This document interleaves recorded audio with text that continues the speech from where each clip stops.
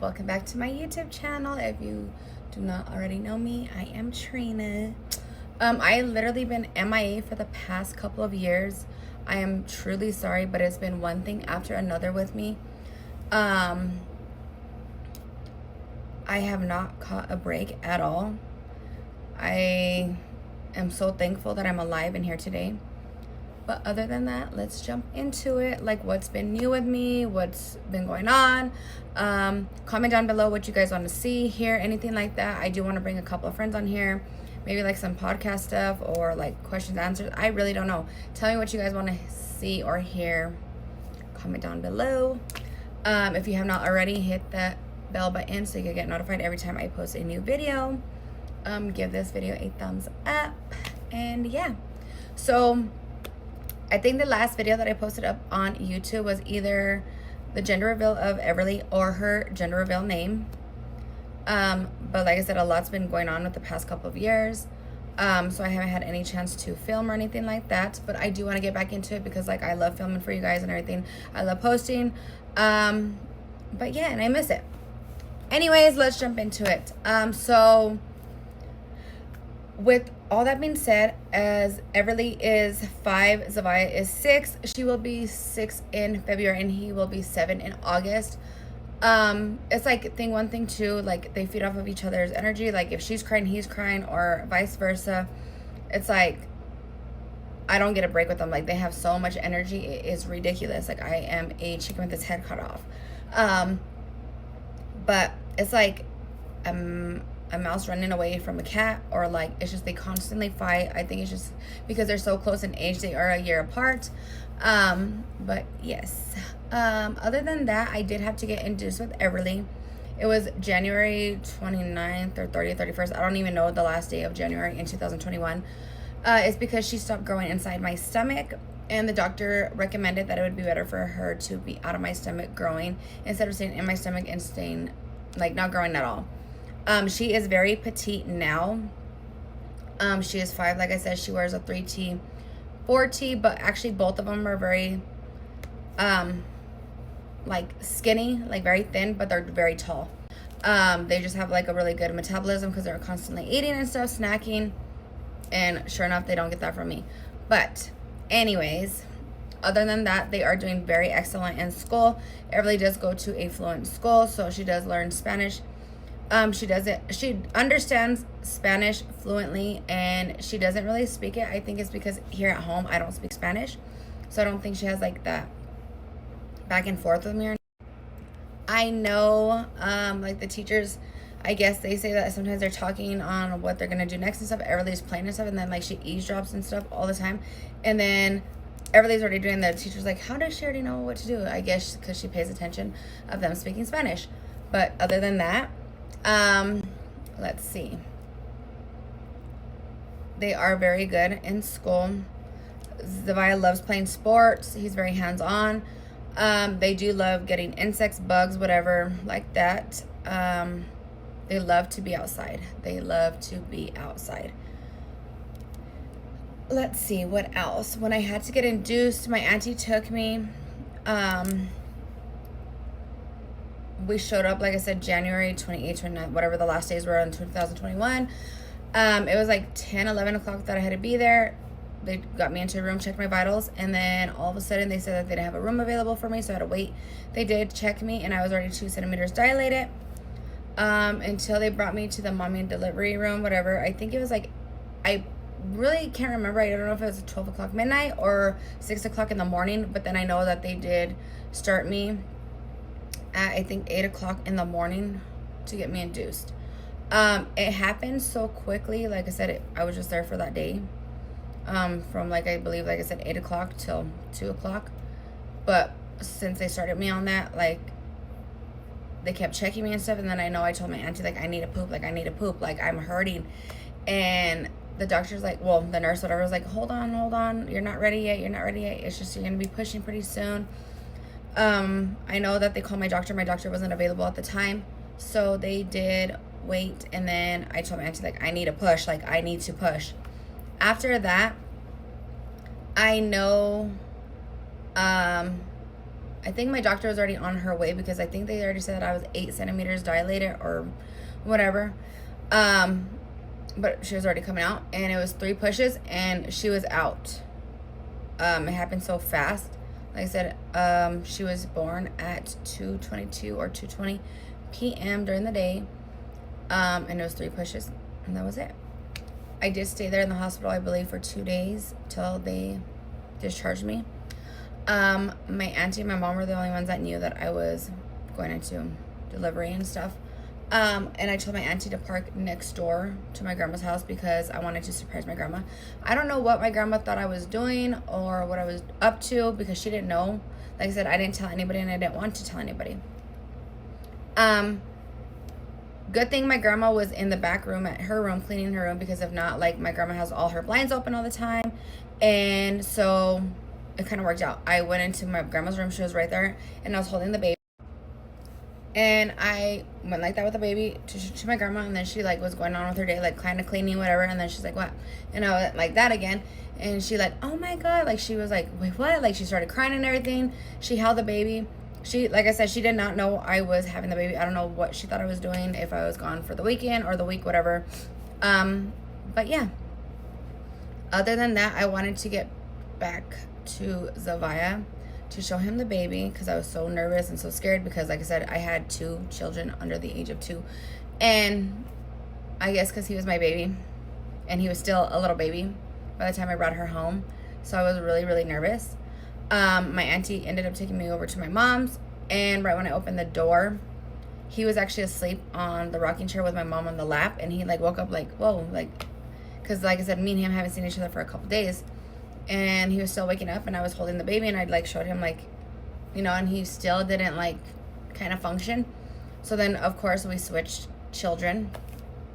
I held him, and he was so chunky, like, he gained so much weight within a couple days at my mom's house. And it was crazy because, like I said, like, if you don't see somebody within a couple of days, like, it's either they get chunky, they get skinny, like, you kind of actually see them instead of seeing them every single day, like, you don't see a change. And of course, like, I got both of the kids on me. I sat down on the couch. He was kissing her nose, rubbing her face, and that was that. They are very, I would say close, but not close. Like, like I said, they want to pull out each other's hairs all the time. Like, they fight so much. But then, like, if one kid is with my grandma or my mom, whatever, and I have the other, they're like, when's brother coming home? Or, I miss sister. Or, like, they always want to sleep in the same beds. Like I said, I have 2 separate beds for them, and they sleep in one bed. Even, like, when they had their cribs, they slept in each other's cribs, like a little crib, like both of them.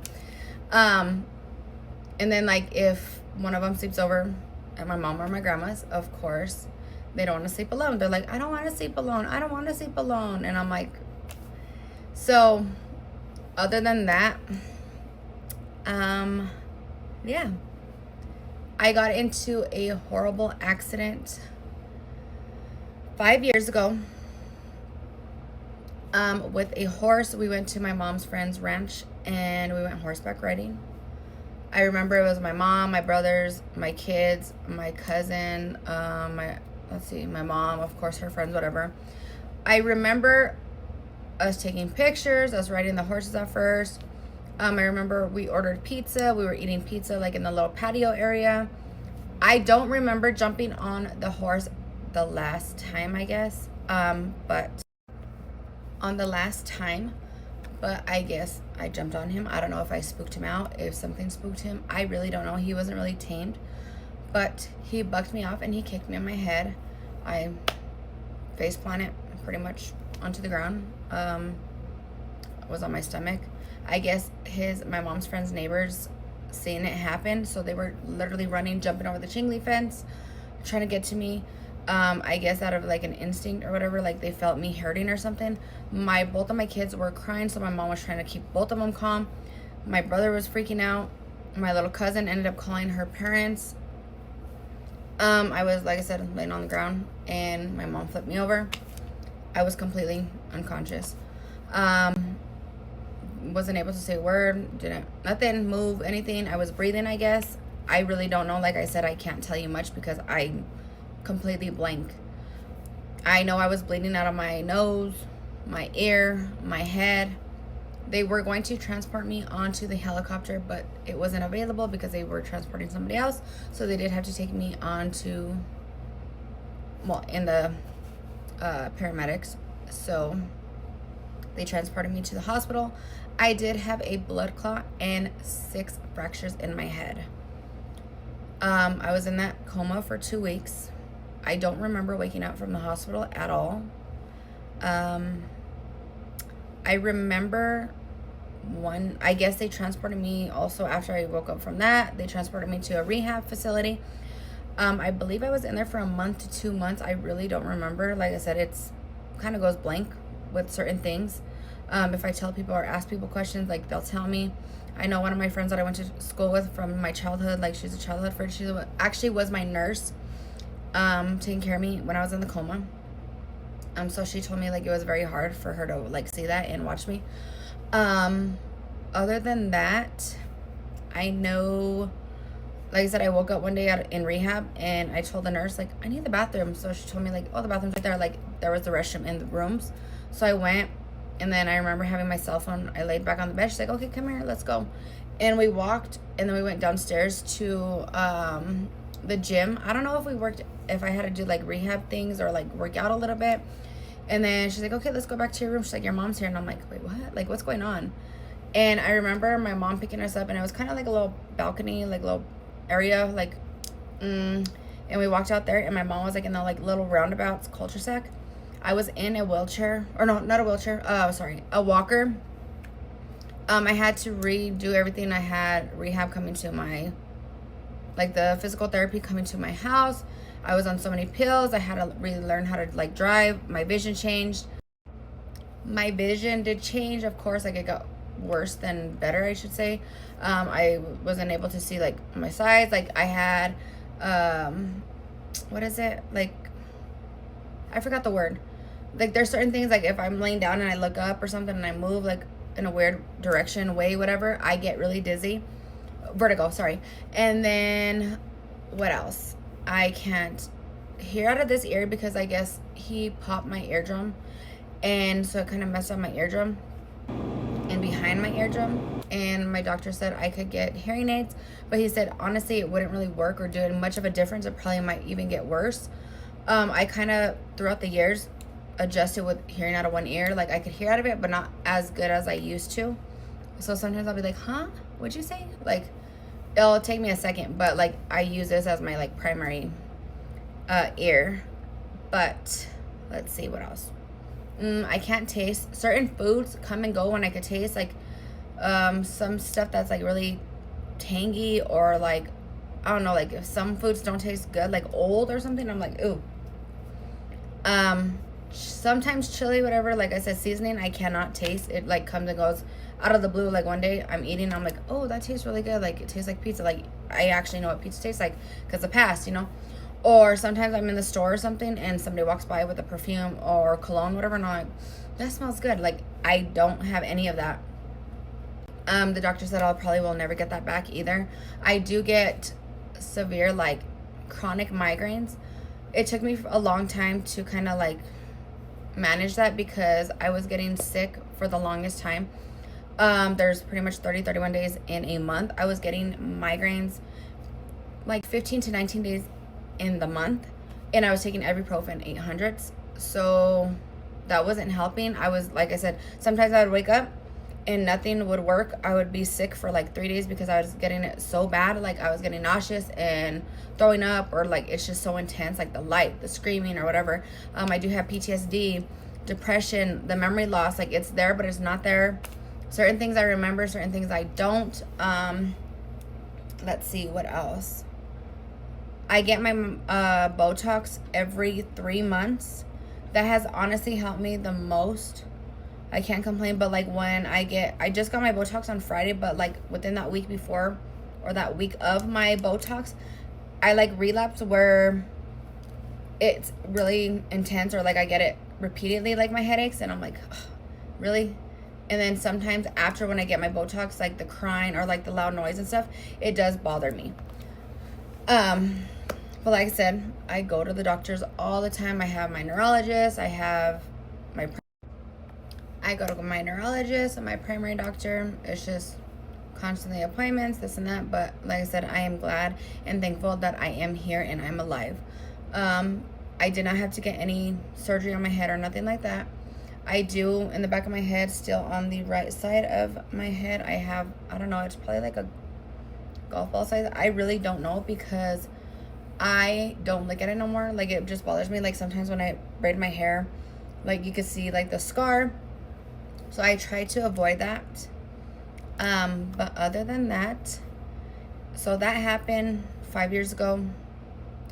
Like I said, the kids are all grown up pretty much. Before you know it, like I said, they're going to be in high school or graduating. Like, it's crazy. Last year, July 11th, I was in a horrible car accident. I was not at fault. I was driving. There was no lights, no stop signs. I believe the speed limit was 55 right there. Was doing 35, 45. I really don't know. A semi pulls right out to like the street and T-bones it. I remember like when it happened, I put up my arms for the airbags. I kind of like lost consciousness, sorry. And I remember like the car was smoking a little bit. Two guys were trying to pull me out of the vehicle. I was trying to pull down my dress because I was wearing a dress. So I was like, what is going on? Like, hold on. Like, one of the gentlemen put me in the back seat of his car because it was so hot that day. It was summer. That happened. They're trying to avoid like the car smoking, especially because with the semi, all that. I'm so thankful that the kids were not with me at all. They were actually in school or daycare. I'm not too sure. I called my mom right away and I told her that I was in an accident to go ahead and pick them up. Good thing this accident happened on a Friday. So the next day was Saturday. They did not have any school, so my mom kept them. They transported me onto the ambulance to UNM. They did forget me in the ER, and I was so mad because I was in there for like 3-4 hours, and I'm like, what is going on? Like, my knees were so huge and swollen.